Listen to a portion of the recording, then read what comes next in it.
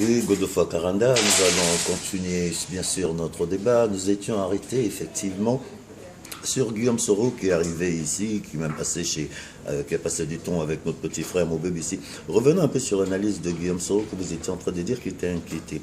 Est-ce que vous trouvez normal qu'un président de l'Assemblée nationale d'un pays quelconque se faire interpeller par une justice qui a une immunité diplomatique? Bon, par rapport aux accords bipartites, je dis que c'est pas normal. Mais si j'ai cité cet exemple-là, c'est pour dire à M. Sassou, lui qui prétend dire être ami aux Français, pour lui ramener à la raison. Les mêmes Français lui ont demandé, il investit beaucoup d'argent pour l'accord, on lui dit vous n'avez que 48 heures ici, vous êtes personnel non grata, vous devez repartir parce que vous créez des incidents ici. Le même Sassou, on a saisi ses biens et tout, les amis ne peuvent pas vous saisir les biens. Donc je dis que si les enfants sont dans cette euphorie-là de penser qu'ils peuvent tuer les Congolais et qu'on va leur laisser parce qu'ils ont des passeports diplomatiques, mais moi en tant que société civile, président d'un parti, je peux, moi, me porter, me constituer association pour défendre ce jeune qui est mort à Dolisie. Dans leur famille, il n'y a jamais eu de mort. Pourquoi y aurait-il de mort de l'autre côté? Et même ce qui m'étonne, dans ce qui se passe au Congo, il y a une catégorie des jeunes cadres, plus diplômés que moi, qui se livrent à ce genre d'exercice, qui sont là à applaudir Sassou alors qu'il y a des faits qui sont graves. C'est comme si dans leur famille, ils n'ont jamais perdu quelqu'un. Pour arriver, pour vous répondre, le CRN, c'est quoi? CRNT. Voilà, c'est le Conseil national de résistance. Ce sont des amis qui ont pensé créer ça. Donc aujourd'hui, je ne peux pas critiquer, parce que tous les moyens sont bons pour arriver au pouvoir, pour arriver à la chute de Sassou, parce qu'on ne parle pas encore de pouvoir. Parce que les gens semblent... Parce qu'il y a des gens qui demandent des projets. On n'est pas à l'heure des projets. On a des dictateurs qui sont là, des gens qui sont en train de voler de l'argent du pays à l'échelle, je ne sais pas, il me manque même le mot, parce que j'ai des dossiers que je viens d'avoir, ce que M. Sassou fait dans les paradis fiscaux avec ses enfants, mais qui sont dangereux. Et on a une entrée massive des armes non conventionnelles. Ça sont des faits graves. Donc aujourd'hui, si Sassou ne tombe pas, le Congolais ne sera pas en paix.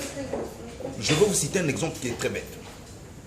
Monsieur Ebaka, lorsque la femme d'un ministre arrive à l'aéroport de Brazzaville, elle se fait palper par un policier mal élevé, un policier qui n'a pas appris ses leçons, ses cours de police. Est-ce qu'en ce temps-là, c'est quelqu'un de l'opposition? Lorsqu'on tape sur les gens à la cité, dans les bars, il n'y a pas des enfants des ministres qui sont là avant qu'ils nous se présentent que je suis le fils d'un ministre. Mais c'est tout le système qui est par terre. Aujourd'hui, lorsqu'un Congolais du Nord parle mal français, c'est parce que le système éducatif de Sassou pense que je suis contre lui. Non. Monsieur Karanda a seulement décelé les défauts de Sassou qui sont des défauts graves. Sassou s'énerve avec moi et ses enfants parce que je sais qu'il est menteur, il est voleur et tout, et tout. Et puis je le lui dis en face. C'est tout, on n'a pas un problème. Moi, je n'ai jamais travaillé avec lui, je n'ai jamais volé avec lui. Pourquoi il m'en veut? Il veut tuer, il y a plusieurs opposants. Je pose la question à monsieur Sassou. Pourquoi il accepte que les opposants rentrent sauf monsieur Karanda? S'il est courageux, qu'il prenne une note, qu'il dise que M. Karanda peut rentrer, on ne va pas l'arrêter. Il ne pourrait jamais le faire. Parce qu'il sait que je suis à Brazzaville, 2 jours, il tombe. D'accord, Monsieur Karanda, je suis tellement toujours émerveillé de vous entendre. Monsieur Karanda, revenons un peu sur la Constitution. Effectivement, le 25 octobre, la Constitution congolaise a été changée. Je ne vous ai pas eu. J'aimerais avoir votre avis sur ce changement, les constitutions qui ont été changées. Où on en est où aujourd'hui exactement? Monsieur Ebaka, quel avis? Sassou est dans sa folie de grandeur. Il fait, moi, en tant qu'opposition, nous plutôt, le moins haïssable en politique, nous, en tant qu'opposition, on fait quoi? On défait. Sassou a fait une nouvelle constitution. Nous, on s'est rendu à l'Élysée, j'étais venu en retard, j'ai intervenu sur RFI et tout.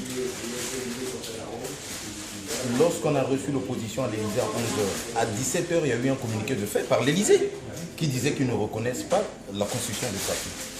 On a envoyé M. Mais on ne comprend plus l'Élysée. D'autres disent que c'est reconnu, d'autres disent reconnu. Qu'est-ce qui se passe? C'est reconnu ou c'est pas reconnu? Dès qu'il y a un communiqué de fait, je suis désolé, nous on prend acte.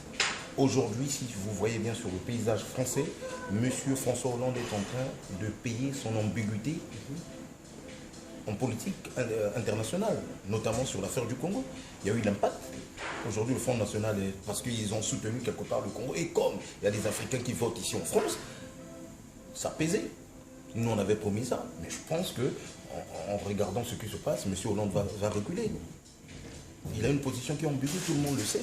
Mais Oui, est-ce mais que vous nous, m'avez on pas va répondu. attendre l'Élysée pour faire partir M. Sassou? C'est d'avoir une cause congolaise, monsieur, je vous le rappelle. C'est à nous de créer les conditions pour que Sassou parte. On ne va pas attendre l'Élysée. Sassou, aujourd'hui, s'il réside, c'est pas parce que c'est un bon président, c'est pas parce qu'il sait manager ou son entourage. C'est parce qu'il a pris 1300 milliards dans le budget passé du Congo, de cette année plutôt, il a donné au lobby pétrolier pour le maintenir, pour qu'on dise que non, ce sont les intérêts français qui sont menacés et tout. Sassou, c'est un imposteur, il a toujours triché.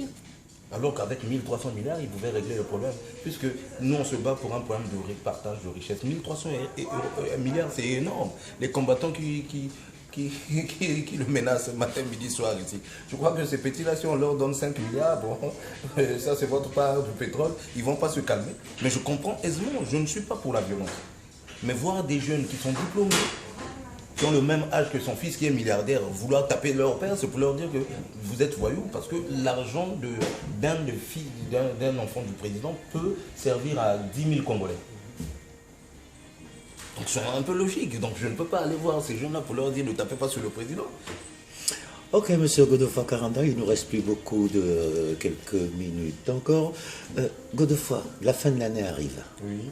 Qu'est-ce que vous pouvez transmettre à cette jeunesse congolaise qui a l'habitude de nous écouter sur YouTube, via Twitter, via Facebook? Qu'est-ce que vous pouvez dire à cette belle Déjà jeunesse? l'amour, déjà l'amour. J'ai donné ma vie pour eux. Ce que je fais, c'est risqué. Aujourd'hui, ma vie, elle est devenue en danger parce que je me suis levé en tant que Congolais pour reprendre les emblèmes de la nation au nom de cette jeunesse-là. Soyez sûrs qu'il va tomber. Il n'est pas Dieu. Ce qu'on vous dit là-bas, c'est du n'importe quoi parce que vous n'avez pas accès comment on appelle ça, à l'information, tout est verrouillé. Mais nous qui fréquentons les chefs d'État, vous m'avez vu avec le chef d'État burkinabé, c'est qu'il m'a dit, je ne peux pas dire ça à la télé, devant un plateau de télévision, c'est pas normal. Mais d'après les renseignements et même le simple fait qu'il est dans une fureur, il est dans une fureur, il va se casser le nez. Lui-même, il vient traiter avec les Français pour qu'on le protège. Il va chez les Russes là-bas pour dire aux Russes de narguer les Français pour dire qu'on reconnaît la Constitution, alors que les Français, qui sont soi-disant ses amis, ne reconnaissent pas. Il veut mettre le feu sur la guerre froide. Ça, chez les Occidentaux, ça ne passe pas. Quand c'est comme ça, les grands de ce monde se retrouvent pour chercher à te couper la tête pour que tu puisses. D'abord, il devient encombrant pour les Français. Déjà ça, il devient encombrant pour les gens du Nord. Si on ne le dit pas, moi je connais, je discute avec des généraux du Nord, ces ministres qui disent que nous on est en train de trouver une solution pour arrêter ce monsieur-là. Mais la solution c'est quoi? C'est propre, gars, on s'oriente vers un coup d'état de palais. Parce qu'ils veulent sauvegarder leur village et leurs enfants. Ils ont compris que si nous-mêmes on ne tue pas ce monsieur-là, il y aura une guerre entre le Sud et le Nord. Donc déjà, lui-même, il s'est mis dans une situation inconfortable. Ça se vit en insécurité, il ne sait même pas là où il doit dormir chaque soir. Ça, il ne peut pas vous le dire. Voilà. Ok, c'était Godefroid Karanda dans Bonjour l'Afrique, téléspectateurs, téléspectatrices, mesdames, mesdemoiselles. Et un détail, s'il vous plaît. Je sais que vous êtes vers la fin. Monsieur Sassou qui paye les mercenaires pour venir tirer sur les gens, qu'il sache que ses mêmes amis français sont au courant de ses méthodes avec ses enfants. Les empoisonnements et tous les gens qu'il envoie ici. Donc, il ne sera pas surpris en tant que chef de l'État. Déjà, je vais leur dire, quand ils sont arrivés là, leurs valises sont passées au scanner, sans qu'ils ne sachent. Parce que nous, on avait déjà saisi la police française pour voir s'il y avait du poison. S'il y avait du poison dans leurs valises, lui, en tant que président, il allait se retrouver comment on appelle ça, à Rouen, là-bas, chez les terroristes. Ah oui, en politique, on discute. Vous avez volé l'argent du peuple, vous avez tué les gens, répondez, n'intimidez pas les gens. Vous devez arrêter avec ça. Vous devez tuer vos amis là-bas qui ont mangé avec vous, qui ont fait la politique avec vous. Pas nous les opposants, qui n'avons jamais travaillé avec vous, qui n'avons jamais bouffé votre argent, ou bien l'argent du peuple. Donc assumez. Voilà. Merci, c'était Godefroid Karanda dans Bonjour l'Afrique. Merci Godefroid.